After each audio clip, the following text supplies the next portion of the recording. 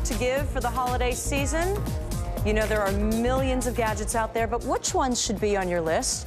Joining us to sort it all out, David Pogue. He is our brand new CNBC contributor. He's also a technology columnist at the New York Times. I've read you for so long. I was so excited to read that you're going to be joining us and be doing all kinds of interesting advice on what we should be doing in terms of our technology needs. So welcome to CNBC. Well, thank you. I'm very excited to be here. I've been doing these sort of juvenile techno videos for the Times website for 3 years. But that's limited to the tiny audience of the internet, you know. So when they offered to have me come on TV and do them, and they have a much bigger camcorder on CNBC too. So I jumped at the chance.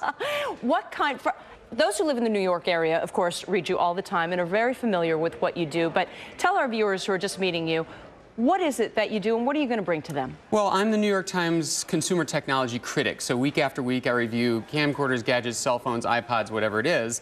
And then so often I'm frustrated by the limitations of print. I want to show you. I want to demonstrate the thing and show you how I test them. So that's what I'll be bringing to you guys.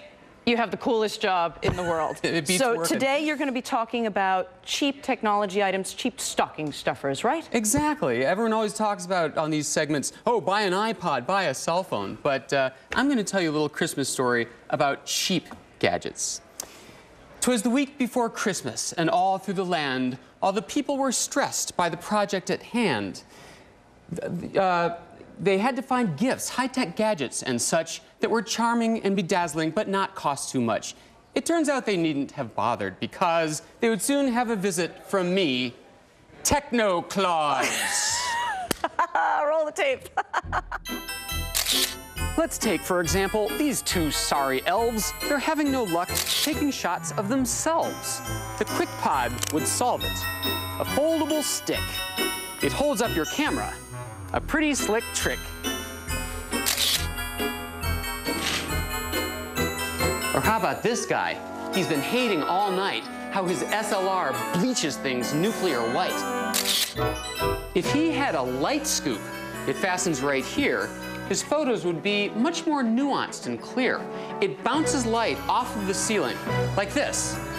The pictures are natural, soft as a kiss. Now, last year, this lady had nothing to read for 10 hours on the runway. A nightmare indeed. She's vowed that it never will happen again. She's never without a good novel or 10.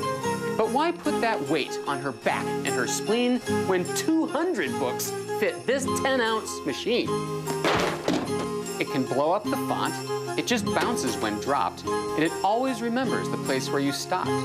It's even a cellular wireless device. You can download a book in 1 minute, half price. And what about this guy, the traveling nerd? He's always felt one thing in cars is absurd. There aren't any outlets, no plugs for his gear. I'll bring him a life-changing gizmo this year. It plugs in the dashboard, it's big and it's tough. It's got 2 rounded outlets to plug in his stuff. And finally, this lady is really distraught. She can't even open the present she got. She's broken her scissors, her thumbnails as well, trying to open this plastic from hell. Unto her I bestow OpenX. In a trice, it cuts through those shells with an effortless slice. So that's it for this year. Next year I'll be back with more techno stuff in my big furry sack. So let me exclaim ere I make my retreat, shiny gadgets to all, till they're all obsolete.